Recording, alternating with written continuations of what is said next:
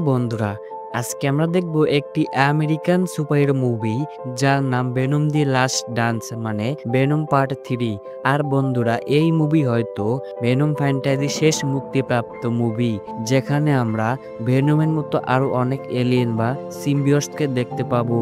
তো যারা এখনো এর আগের মুভিগুলো যেমন ভেনম পার্ট 1 আর 2 এখনো দেখোনি, তাদের জন্য আমি এই ভিডিওর নিচে ডিসক্রিপশন বক্সে ভেনম পার্ট 1 আর 2 এর লিঙ্ক দিয়ে রাখবো।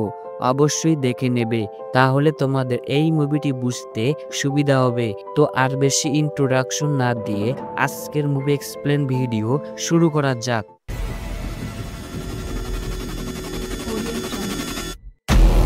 শুরুতে আমরা নালকে দেখি, যার অরিজিন সম্পর্কে এমসিইউ মানে মার্ভেল সিনেমাটিক ইউনিভার্সে অনেক বড় কমিক্স রয়েছে। তবে আমি অত বড় ইন্ট্রোডাকশন না দিয়ে সংক্ষিপ্তে তোমাদেরকে নালের সাথে পরিচয় করে দেই।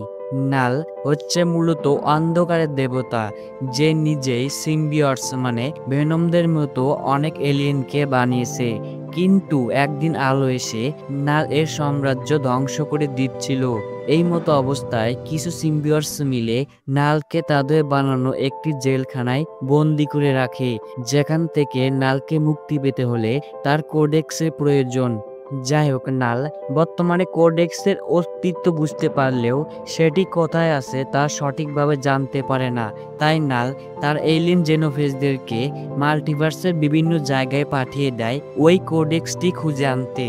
অন্যদিকে আমরা ভেনম পার্ট 2 এর যে পোস্ট ক্রেডিট সিনে দেখেছিলাম, অ্যাডি একটি পোর্টালের সাহায্যে অন্য ইউনিভার্স মানে মার্ভেল সিনেমাটিক ইউনিভার্সে এসেছিল। অ্যাডি বর্তমানে সেখানেই একটি বারে ড্রিঙ্ক করছে, কিন্তু হঠাৎ আরেকটি পোর্টাল ওপেন হয়ে অ্যাডি তার নিজের ইউনিভার্স মেক্সিকোতে ওই একই রকম দেখতে একটি বারে ফিরে আসে। এখানে এসে ভেনম তার ইচ্ছা মতো যেমন খুশি তেমন ভাবে অ্যাডির জন্য একটি ড্রিঙ্ক বানায়। তখনই অ্যাডি নিউজে দেখে ডিটেকটিভ মুল্লিগান মারা গিয়েছে, যার জন্য পুলিশ অ্যাডিকে খুঁজতেছে। আসলে ফ্রান্সিস ওই দিন যে ডিটেকটিভ মুল্লিগানকে মেরে ফেলেছিল, ঠিক তার পরের থেকে অ্যাডি সান ফ্রান্সিসকো থেকে পালিয়ে এসেছিল, যার কারণে পুলিশ ভেবে নেয় যে হয়তো ডিটেকটিভ মুল্লিগানকে অ্যাডি মেরে ফেলেছে। এই জন্য পুলিশ অ্যাডিকে পুরো শহরে খুঁজতেছে। এইসব দেখে অ্যাডি ভাবে সে আর সান ফ্রান্সিসকোতে ফিরে যেতে পারবে না, তবে এখানে মেক্সিকোতেও আর বেশি দিন লুকিয়ে থাকতে পারবে না, তাকে শীঘ্রই কিছু একটা করতে হবে।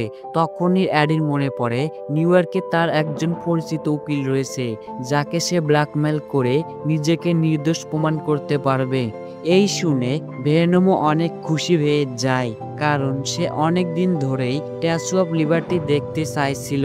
তাই ভেনম নিউ ইয়র্কে যাওয়ার জন্য তাড়াহুড়ো করে রওনা দিয়ে দেয়, কিন্তু সে যাওয়ার আগে ওই বারওয়ালার উদ্দেশ্যে একটি কয়েন রেখে যায়, আর ওই কয়েনের সাথে ভেনমের কিছু অংশ সেখানেই থেকে যায়। অ্যাডি একটু দূরে যেতেই কিছু একটা আওয়াজ শুনে সে মনে করে হয়তো কেউ বিপদে পড়েছে। এই দেখার জন্য অ্যাডি একটি গুডাউনের ভিতরে গিয়ে দেখে অনেকগুলো ডগিকে কেউ বন্দি করে রেখেছে বেআইনিভাবে পাচার করার জন্য। এই দেখে অ্যাডি ওই ডগিগুলোকে ছাড়াতে যাবে, তখন সেখানে 4 জন গুন্ডা এসে অ্যাডিকে বলে, তুমি এখান থেকে চলে যাও, না হলে আমি তোমাকে মেরে ফেলবো। এই বলে একটি গুন্ডা অ্যাডিকে ছুরি দিয়ে আঘাত করে, যার ফলে ভেনম তার আসল রূপে এসে ওই সমস্ত গুন্ডাদেরকে অনেক মারধর করে এবং অবশেষে তাদের মাথা খেয়ে ফেলে। তারপর অ্যাডি নিউ ইয়র্কে যাওয়ার জন্য আবার রওনা দিয়ে দেয়। তখনই নাল এর ওই এলিয়েন জেনোফেজ সেখানে এসে কোডেক্স খুঁজতেছিল, কিন্তু সে কিছুই না পেয়ে সেখান থেকে চলে যায়। এই দিকে একটি সিক্রেট এজেন্সির হেড অ্যাডিকে সিসিটিভিতে দেখতে পেয়ে তার স্পেশাল ফোর্সের হেড জেনারেল স্টিকল্যান্ডকে অ্যাডিকে ধরে আনার অর্ডার দেয়, যার জন্য জেনারেল স্টিকল্যান্ড প্রথমেই ওই বারে যায় যেখানে অ্যাডি গিয়েছিল। জেনারেল স্টিকল্যান্ড ওই বারে গিয়ে প্রথমেই ভেনমের রেখে যাওয়া কিছু অংশ কালেক্ট করে, তারপর জেনারেল ওই বারওয়ালাকে অ্যাডির ব্যাপারে জিজ্ঞাসাবাদ করে। তখন ওই বারওয়ালা বলে অ্যাডি এখানে এসেই অদ্ভুত কাণ্ড করছিল এবং তার এলিয়েনের মতো অনেকগুলো হাতও রয়েছে। এই শুনে জেনারেল ওই বারওয়ালাকে বন্দি বানিয়ে এরিয়া 51-এ নিয়ে আসে, কারণ জেনারেল স্টিকল্যান্ড এলিয়েনের বিষয়গুলো সাধারণ মানুষের কাছ থেকে গোপন রাখতে চায়। এখানেই জানিয়ে দেই, এই এরিয়া 51 এমন এক জায়গা যেখানে সায়েন্টিস্টরা এলিয়েনের বিষয়ে গবেষণা করে, আর এই এরিয়া 51-এর হয়ে জেনারেল স্টিকল্যান্ড কাজ করে। সে মূলত বিভিন্ন জায়গা থেকে এলিয়েনকে ধরে এরিয়া 51-এ নিয়ে আসে, কিন্তু এই এরিয়া 51 গভর্নমেন্ট কিছুদিনের মধ্যেই বন্ধ করে দেবে, কারণ এখানে অনবরত টুরিস্ট এলিয়েন দেখার জন্য এসে ভিড় করে থাকে। কিন্তু গভর্নমেন্ট চায় না সাধারণ জনগণ এলিয়েনের বিষয়ে জানুক, যার জন্য সায়েন্টিস্টরা এরিয়া 51 এর 100 ফিট মাটির নিচে একটি ল্যাব বানিয়েছে, যাতে তারা সেখানে এলিয়েনের বিষয়ে রিসার্চ চালিয়ে যেতে পারে। এখানেই জেনারেল স্টিকল্যান্ড ডক্টর পেইনের সাথে দেখা করে ভেনমের ওই স্যাম্পলটি তার অ্যাসিস্ট্যান্ট সেইডির কাছে দিয়ে দেয়। ডক্টর পেইন মূলত এখানকার ইনচার্জ, যে এখানে সমস্ত এলিয়েনদের উপর রিসার্চ করে, আর সে এইসব করছে কারণ তার ছোট ভাইয়ের ইচ্ছা ছিল সে নার্সার হয়ে এলিয়েনের উপর রিসার্চ করবে। কিন্তু ছোটবেলায় বজ্রপাতের কারণে তার ছোট ভাই মারা যায়, যার কারণে ডক্টর পেইন তার ছোট ভাইয়ের ইচ্ছা পূরণ করার জন্য এইসব করছে। এখানেই আমরা ডিটেকটিভ মুল্লিগানকে দেখি, যে এখনো বেঁচে রয়েছে। এখন তোমরা ভাবছো ডিটেকটিভ মুল্লিগান তো মারা গিয়েছিল, তাহলে এখানে কিভাবে আসলো? আসলে ওই দিন ডিটেকটিভ মুল্লিগান মারা যায়নি, তাকে একটি সিম্বিয়স্ট হোস্ট বানিয়েছিল, কিন্তু ওই সিম্বিয়স্টটি ডিটেকটিভ মুল্লিগানকে সেখানে রেখে চলে যায়, যার ফলে ডিটেকটিভ মুল্লিগান মারাই যাবে। তখন জেনারেল স্টিকল্যান্ড ডিটেকটিভ মুল্লিগানকে এরিয়া 51-এ নিয়ে আসে, যেখানে সায়েন্টিস্টরা তার ভিতরে একটি নতুন সিম্বিয়স্ট ইনজেক্ট করে, যার কারণে ডিটেকটিভ মুল্লিগান প্রাণে বেঁচে যায়।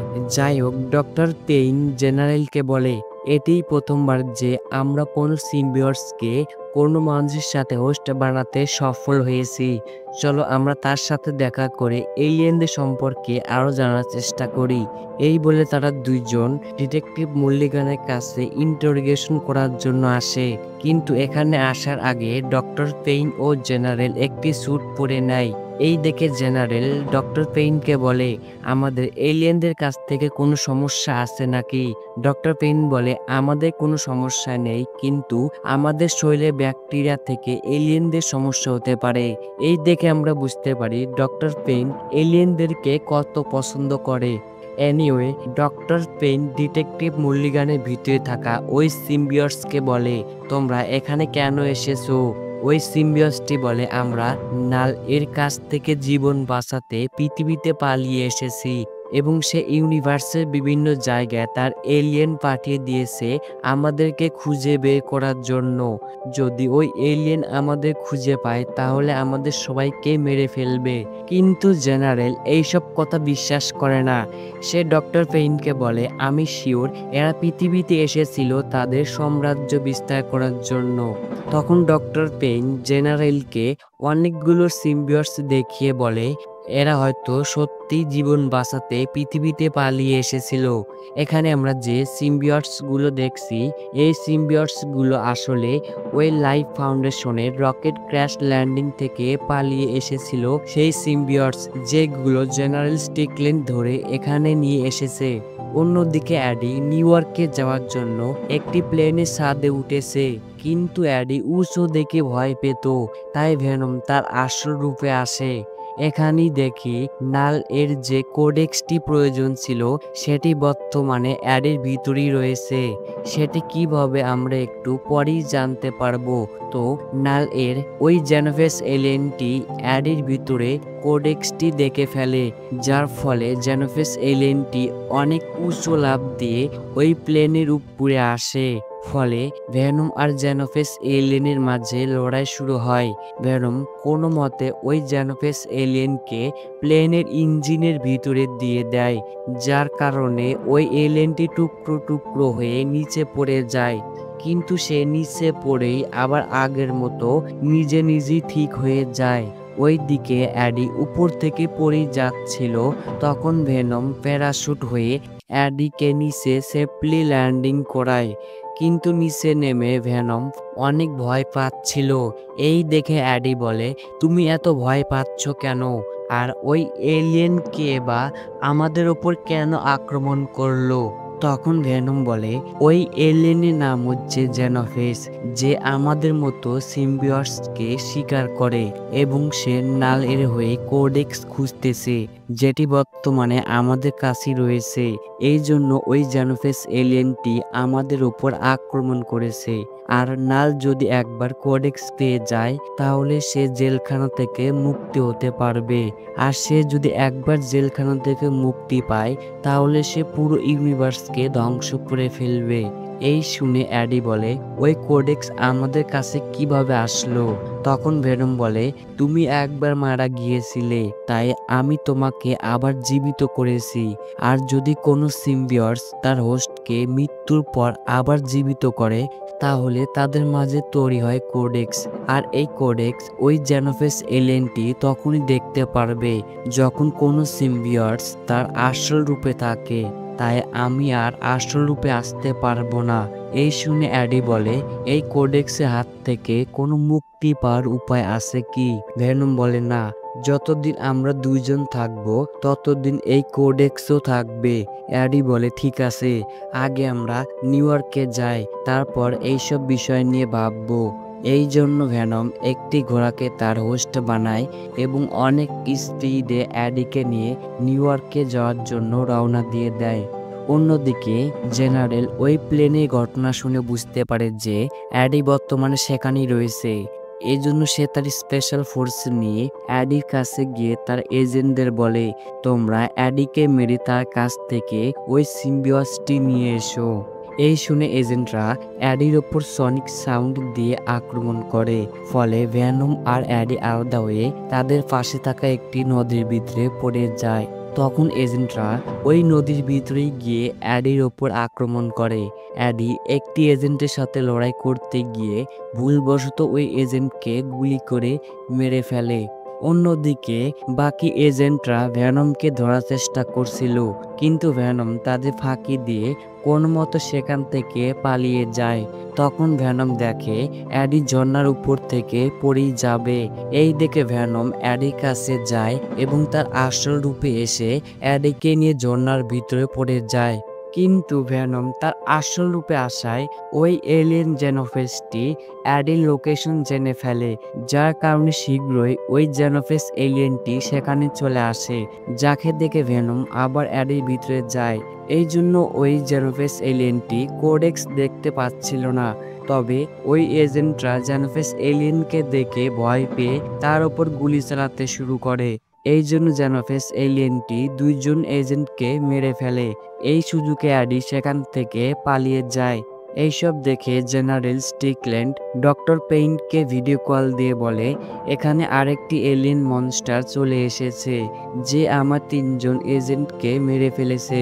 কিন্তু ডক্টর পেইন তার এজেন্টদের মৃত্যুকে গুরুত্ব না দিয়ে সে বলে, তুমি কি স্যাম্পল কালেক্ট করতে পেরেছো? এই শুনে জেনারেল স্টিকল্যান্ড রেগে গিয়ে ফোনটি কেটে দেয়। ডক্টর পেইন ওই এলিয়েন মনস্টারের কথা শুনে ডিটেকটিভ মল্লিগানের কাছে গিয়ে বলে, তুমি যে এলিয়েনের কথা বলেছিলে সে এসে গিয়েছে। এই শুনে ডিটেকটিভ মল্লিগানের ভিতরের ওই সিম্বিয়সটি প্রথমবারের মতো তার আসল রূপে আসে, যে ডক্টর পেইনকে বলে নাল এর কোডেক্স প্রয়োজন, যেটি বর্তমানে ভেনম ও তার হোস্টের কাছে রয়েছে। যেটি নাল যদি একবার পেয়ে যায় তাহলে সে পুরো ইউনিভার্স ধ্বংস করে ফেলবে। এইসব শুনে ডক্টর পেইন বলে, তাকে কি আটকানো সম্ভব না? তখন ওই সিম্বিয়সটি বলে তাকে আটকানো সম্ভব না, কারণ সে ব্রহ্মাণ্ড সৃষ্টির আগে থেকেই বিরাজ করে। তবে তাকে থামানোর একটি উপায় রয়েছে, আমাদের কোডেক্সটি নষ্ট করতে হবে। আর ওই কোডেক্স তখনই নষ্ট হবে যখন ওই সিম্বিয়টস বা তার হোস্টের মাঝে থেকে একজন মারা যাবে। এরই মাঝে সেখানে জেনারেল স্টিকল্যান্ড চলে আসে। সে এসে এইসব শুনে বলে, আমি ওদের মধ্যে থেকে একজনকে মেরে ফেলতে পারবো। এই বলে জেনারেল স্টিকল্যান্ড সেখান থেকে চলে যায়। অন্যদিকে অ্যাডি সেখান থেকে পালিয়ে একটি জঙ্গলের ভিতরে আসে, যেখানে অ্যাডি মার্টিনের ফ্যামিলিকে পায়, যারা জঙ্গলের ভিতরে পিকনিক করছিল। অ্যাডি মার্টিনের ফ্যামিলির সাথে কথা বলে জানতে পারে মার্টিন ভেগাস হয়ে এরিয়া 51-এ যাবে, কারণ তার অনেক দিনের স্বপ্ন সে নিজের চোখে এলিয়েন দেখবে। তাই অ্যাডি মার্টিনকে বলে, আমি নিউ ইয়র্কে যেতে চাই, তাহলে তুমি আমাকে ভেগাসে নামিয়ে দিও। এরপর তারা ভেগাসে যাওয়ার উদ্দেশ্যে রওনা দেয়। এখানেই অ্যাডি মার্টিনের ফ্যামিলির সাথে অনেক এনজয় করে এবং সব শেষে অ্যাডি মার্টিনের ছেলেকে দেখে ইমোশনাল হয়ে পড়ে, কারণ সে ভাবে আজ যদি সে তার গার্লফ্রেন্ডকে বিয়ে করত তাহলে তার এইরকমই একটি ফ্যামিলি থাকতো। এই ভাবতে ভাবতে অ্যাডি ভেগাসে পৌঁছে যায়, যেখানে গিয়ে মার্টিন অ্যাডিকে কিছু টাকা দেয়, কারণ অ্যাডি নিউ ইয়র্কে যেতে চায়, তবে তার কাছে 1 টাকাও নেই। এখানে বলতেই হয় মার্টিন সত্যিই একজন ভালো মনের মানুষ, যে অন্যকে সব সময় সাহায্য করে। যাই হোক, মার্টিন অ্যাডিকে যেটুকু টাকা দিতে পেরেছে, এই টাকা দিয়ে অ্যাডি নিউ ইয়র্কে যেতে পারবে না। তাই ভ্যানম অ্যাডিকে বলে, চলো আমরা জুয়া খেলে টাকা ডাবল করে নেই। এই জন্য অ্যাডি জুয়া খেলতে যায়, কিন্তু তার পোশাক খারাপ হওয়ার কারণে সেখানকার সিকিউরিটি গার্ড তাকে বের করে দেয়। তাই অ্যাডি সেখানে একজন লোককে মেরে নিজে তার পোশাক পরে জুয়া খেলতে যায়, যেখানে ভ্যানম অ্যাডিকে দিয়ে জোর করে অনেকবার একই জায়গায় বেটিং করতে শুরু করে। ফলে অ্যাডি তার সব টাকা হারিয়ে ফেলে। তখনই সেখানে অ্যাডি মিসেস চ্যানকে দেখে।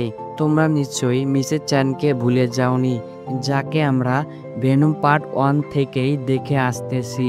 যাই হোক, মিসেস চ্যান অ্যাডিকে বলে, আমি এখানে বড় উইনার হয়েছি, যার জন্য আমি একটি প্রাইভেট হোটেল পেয়েছি, চলো আমরা সেখানে গিয়ে পার্টি করি।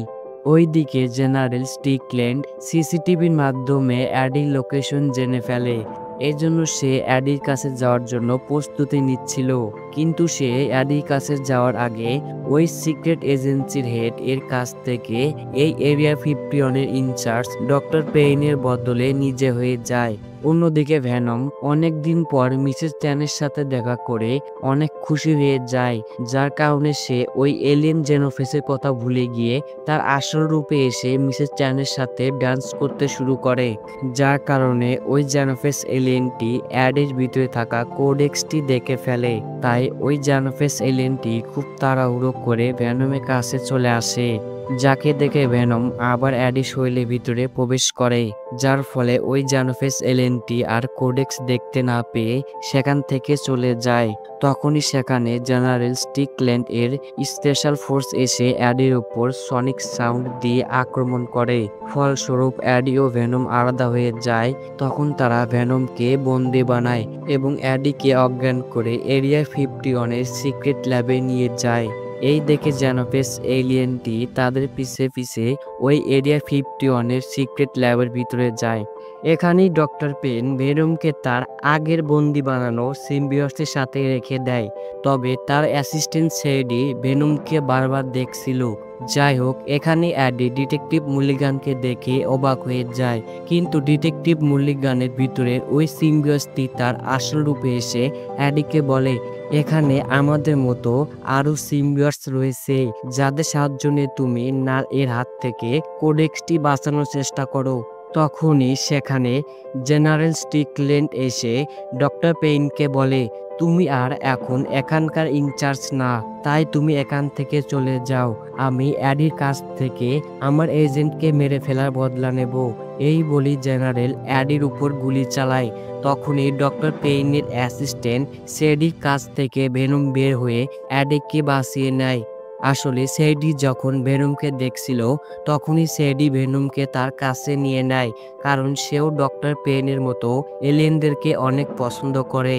তবে ভেনম তার আসল রূপে আসায় ওই জেনোফেস এলিয়েনটি সেখানে চলে আসে, যাকে দেখে সবাই সেখান থেকে পালিয়ে যায়।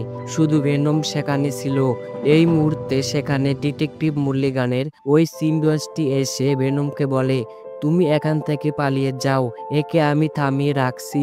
এই শুনে ভেনম সেখান থেকে পালাতে শুরু করে, কিন্তু জেনোফেস এলিয়েনটি ডিটেকটিভ মুরলিগানের ওই সিম্বিয়সটিকে মুহূর্তেই মেরে ফেলে। এই দেখে ভেনম আবার অ্যাডির ভিতরে যায়, যার কারণে ওই জেনোফেস এলিয়েনটি আর কোডেক্স দেখতে পাচ্ছিল না। কিন্তু এই দিকে ডক্টর পেন সেখানে থাকা সমস্ত সিম্বিয়টসকে ছেড়ে দেয়, যারা সেখানে মানুষদেরকে হোস্ট বানিয়ে ওই জেনোফেস এলিয়েনের উপর আক্রমণ করে। অন্যদিকে মার্টিনের ফ্যামিলি এরিয়া 51-এ এসেছে এলিয়েন দেখার জন্য, তাই তারা এরিয়া 51-এর ভিতরে একটি টাওয়ারের উপরে উঠে পড়ে।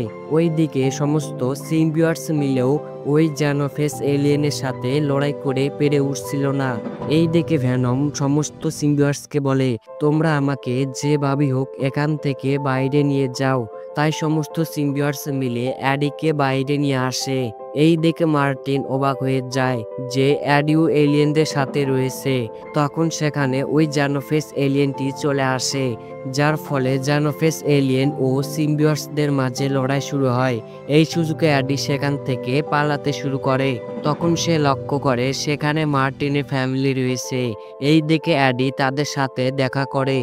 অন্যদিকে সমস্ত সিম্বিয়টস ও জেনারেল স্টিকল্যান্ড স্পেশাল ফোর্স মিলে ওই জেনোফেস এলিয়েনের সাথে লড়াই করছিল, কিন্তু তারা কিছুতেই এলিয়েনটির সাথে লড়াই করে পেরে উঠছিল না।